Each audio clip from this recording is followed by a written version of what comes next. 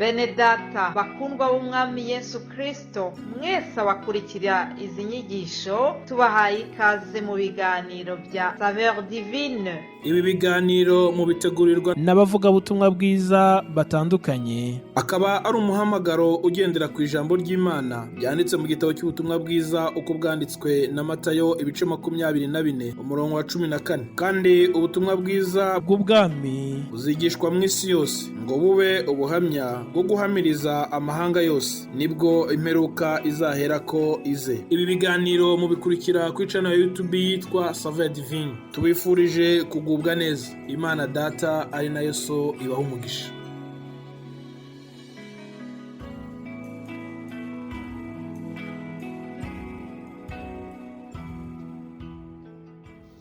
Akunzi ba Saveur Divine ndabasuje mu izina ry'Umwami wacu Yesu Kristo. Amasaha nk'aya Imana yo mu ijuru bishimire, kandi Imana ibabere maso, kandi Imana yo mu ijuru ibarwanirire intambara zanyu zose, zaba zigaragara nk'izoroshye, zaba zigaragara nk'izikomeye, kuko nta gikomeye ku Mana. Imana yacu niyo kwizerwa, Imana yacu ifite imbaraga n'ubushobozi bwinshi, kandi Imana yacu yishimiye kugira ngo itugirire neza. Imana yacu yishimiye kugira ngo tugubwe neza, Imana yacu yishimiye kugira ngo tube bazima, Imana yacu yishimiye kugira ngo tugire ubuzima bwo mu mwuka buzima ndetse n'ubw'umubiri buzima, kuko byose bifatanyiriza hamwe kwituzanira ibyiza iyo bimeze neza. Tugiye kuganira nanone amagambo turi buze gusanga mu gitabo cy'Abefeso, ni ibice 4 umurongo waho 30 aravuga ngo kandi ntimuteze agahinda umwuka wera w'Imana washyiriweho kuba ikimenyetso kugeza ku munsi wo gucungurirwa. Amen.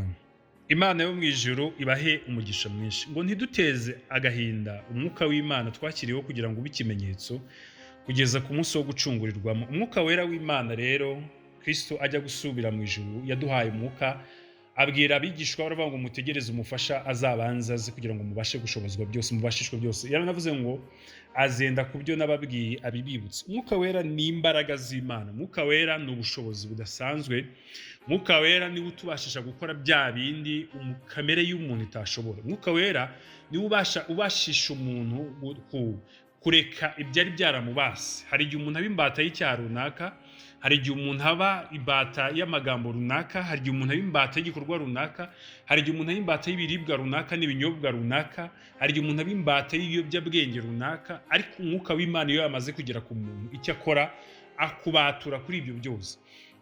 Niyo mpamvu iyo umuntu akijijwe, ikintu aba akeneye cyane akimara gukizwa si amagambo abantu bamubwira, si inyigisho nyinshi bamuha, ahubwo haba hakeneye kugira ngo umuntu abe connected, ahure n'imbaraga z'umwuka wera. Ni kera hambere ahangaha iyo abantu bakizwaga, icyifuzo cya mbere bakundaga kugira cyari icyifuzo cyo kuzura umwuka wera. Nubwo rimwe na rimwe hari ababyibeshyagamo batekereza yuko kuzura umwuka wera ari ukuvuga indimi, ari ukwerekwa, ari uguhishurirwa, ari ukuvuga ngo uko Uwiteka avuze no guhanura gusa. Ariko kuzura umwuka wera cyabaga ari ikimenyetso kigaragaza yuko ni n'ubu ngubu niko kiri ku muntu yanditse mu gitabo cy'ubugingo. Umwuka wera ni ikimenyetso cy'uko wanditswe mu gitabo cy'ubugingo buhoraho. Imana yacu ntihabwa icyubahiro. Rero uwo mwuka ubundi yamaze kugera mu muntu, umaze gukizwa, nibwo umuntu aba agize ubugingo buzima. Imana yacu ntihabwa icyubahiro. Ushobora kuba wari ufite umubiri muzima, ushobora kuba wari ufite ubwenge busanzwe buzima, uvuga amagambo meza, uvuga ibintu byiza, ukora ibintu byiza, abantu bagushima, uri ingeso nziza. Ariko habura ikintu bita mwuka wera kugira ngo ube umuntu wuzuye, kugira ngo umwuka w'Imana uze uyobore umwuka wawe, hanyuma umwuka wera w'Imana aba ari muri wowe. Kuko hari ijambo rivuga ngo nuko ngo abayoborwa n'uwo mwuka nibo bana b'Imana. Imana yacu nishimwe. Rero Pawulo avuga ngo ngo kandi ntimuteze agahinda umwuka wera. Yashakaga kumvikanisha ko ari igihe wa muntu wakijijwe, wa muntu wahinduye ubuzima, yatangiye kubaho ubuzima bunyuranye n'ubwo yemeye kubamo. Imana yacu nishimwe. Iyo twemeye kwakira mwuka wera, tuba twemeye kuyoborwa n'Imana, tuba twemeye kongera kuba abana ba Data, tugasubira ku birenge by'Imana, tukava mu biganza bya Satani. Ubwo tuba tutakiyoborwa na kamere, abayoborwa na Satani, abayoborwa n'isi bayoborwa na kamere n'imyumvire n'ibigaragara. Abayoborwa n'umwuka w'Imana bayoborwa n'iki Imana ivuze, ntabwo bayoborwa n'ibigaragarira amaso, bayoborwa n'iki Imana iri kuvuga ku kanya. Isi ishobora kugaragaza ibibazo, ariko umwuka ari kuvuga amahoro. isi ishobora kukugaragariza ibyago mwuka avuga amahoro, isi ishobora kukugaragariza amahoro mwuka ari kuvuga ibibazo. Rero abayoborwa nawo nibo bana b'Imana. Iyo rero wanze kuyoborwa nawo nibwo uba umuteye agahinda. Imana yacu ntihabwa icyubahiro. Igihe cyose wanze ubuyobozi bwa mwuka wera, uwo waba uriwe wose, ibyo waba ukora byose, ugatangira gukora ibintu mu marangamutima, kuvugira mu marangamutima, gutekereza mu marangamutima, gutekerereza muri kamere, gutekerereza mu byuzi, gutekerereza muri logike akenshi irwanya umwuka w'Imana. Niyo mpamvu Kristo yavuze ngo abantu bose badafata ubwami bw'Imana nk'abana batoya. Abana nta logike bazana mu by'Imana ivuga, babifata uko nguko, babifata nk'uko bivuzwe. Uzarebe umwana iyo agusabye ikintu akakigusaba ntagashyiramo logike ngo avuge ngo ese papa aragikura he, mama aragikura he, cyangwa se undi muntu wese umushinzwe. Ntabwo ibyo ngibyo ajya kubireba, ahubwo we yizeza umutima ko ibyo asabye ari buze kubibona. Byanatinda we yumva ko utabimuhaye, ariko ntabwo yumva ko bidahari. Ariko iyo umuntu aretse kuyoborwa n'umwuka w'Imana, agera no ku kigero asubira inyuma, akageraho n'aho azajya yibaza ngo ese koko Imana ibaho? Imana yacu ntihabwa icyubahiro. Ntabwo urahura n'umuntu wakijijwe, wamenye Imana, ariko kubera kunamuka n'ibibazo by'isi, n'agahinda ko ku isi, n'imibabaro uturutse wenda ku by'ubuzima duhura nabyo bitandukanye, harimo ubukene, harimo inzara, harimo uburwayi, harimo ibyo bibazo byinshi byataka imibiri yacu, agatangira kuvuga ngo ariko Imana ibaho. No mu gitabo cy'umugenzi hari ahantu bavuga ngo hari igihe umuntu ageraho akagera mu gikombe bita shidikanyamana. Iyo rero umuntu yatangiye kwinjira muri ubwo buzima, aba arimo atera agahinda mwuka wera, kubera ko ni nka kwa kundi umubyeyi ashobora kuyobora umwana akamubwira ibyo agomba gukora, umwana agatangira kwitekerereza ibye. Nibwo bita ko umwana yabaye ikirara kandi yananiranye cyane cyane, kubera ko uwo mwana ibyo aba agiye kubamo ni ibintu bizamugiraho ingaruka. Kera tukiri abana, wajya gukora ikintu umubyeyi akakubwira ngo uzumva ijisho ritukuye. Yesu nashimwe. Cyangwa umwana wanze kumvira se na nyina ngo yumvire ijeri. Iyo ni imigani twagiye duhura nayo mu buzima busanzwe. Iyo ni imigani y'abakuru batwerekaga ko iyo udashatse kumvira icyo umubyeyi avuga, wumvira ijeri. Kumvira ijeri ni iki? Uhura n'ibindi bintu bikuyobya, ariko kumvira ijeri ariko bikaba bizakugaruka. Imana yacu ntihabwa icyubahiro. Rero no kwanga kumva impanano ya mwuka wera, nta muntu n'umwe ujya gukora ikibi, nta muntu n'umwe ujya gukora icyaha mwuka wera atavuganye nawe, ntibishoboka. Buri kintu cyose ushobora gupanga, yaba ari icyaha uguyemo bitunguranye, yaba ari icyaha ukoze warabanje kubitekerezaho, mwuka wera arabanza akaza akakuganiriza. Ashobora kukuganiriza anyuze mu umuntu akakubwira amagambo ukumva ni amagambo akora ku kintu wowe urimo utekereza atazi, ukabibona yuko ayo magambo adaturutse kuri we, ukabyirengagiza ukanga kubikurikiza, ariko ukaba wumva yuko uko byagenda kose hari ikintu ubwiwe. Imana yacu ntihabwa icyubahiro.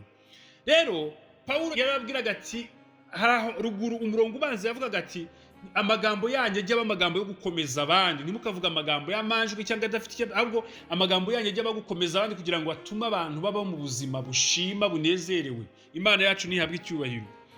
Hanyuma arabwira ati ntimugate. Iyo umuntu yanze ubuyobozi bwa mwuka wera arababara.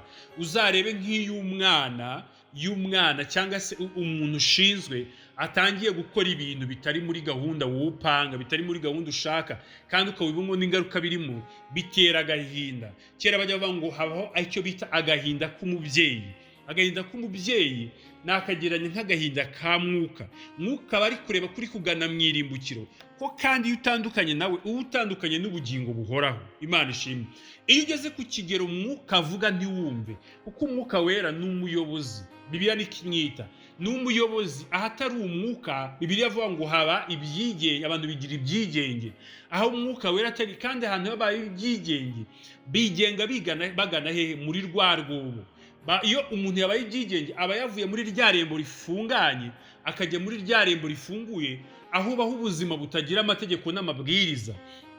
Kandi ahantu hose hatari amategeko n'amabwiriza nta burinzi buhaba. Imana yacu ntihabwa icyubahiro.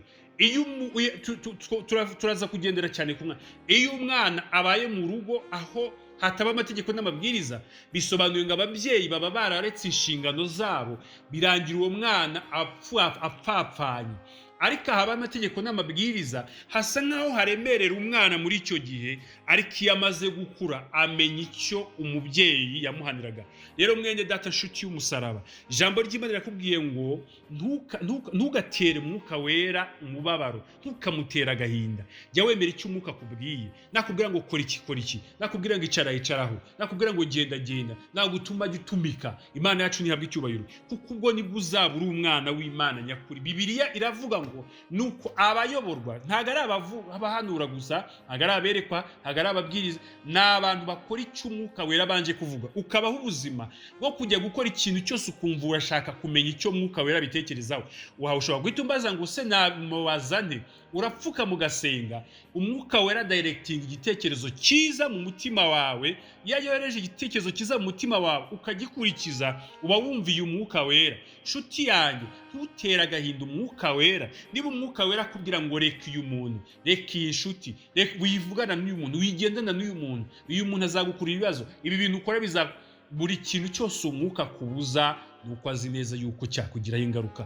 Witera agahinda Umwuka Wera w'Imana, witera agahinda Umwuka Wera w'Imana washyiriweho kugira ngo akuyobore kugera ku munsi wa Kristo, washyiriweho kuba ikimenyetso kigaragaza ko ufite izina ryawe mu gitabo cy'ubugingo. Imana iguhe umugisha kandi ikomeze kwishimire kandi ikomeze ibane nawe. Yari Pastor Placide, iyi ni Saveur Divine. Imana ikomeze ibambike imbaraga. Shalom, shalom, shalom, shalom.